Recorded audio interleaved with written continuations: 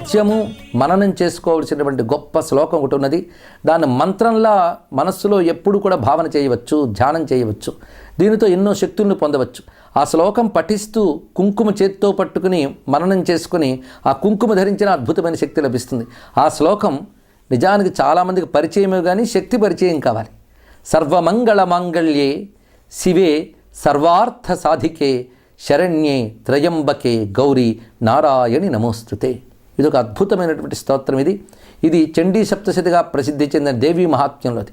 అందులో ప్రతి శ్లోకము అద్భుతమైన మంత్రరాశే, కానీ ఆ శ్లోకాలన్నింటిలోని ఒక మణిరత్నంలా ప్రకాశిస్తున్నటువంటిది ఈ దివ్యమైన శ్లోకం. దీనిలో భావం ఏంటంటే సర్వమంగళ మాంగళ్యే, మంగళము కలిగించే వాటిలో ఆ మంగళకర శక్తిగా నువ్వు ఉన్నావమ్మా అన్నారు. ఇక్కడ అంటే సృష్టిలో మనకు ఆనందం కలిగిస్తోంది, మంచి కలిగిస్తోందని వస్తువుని స్వీకరిస్తాం మనం.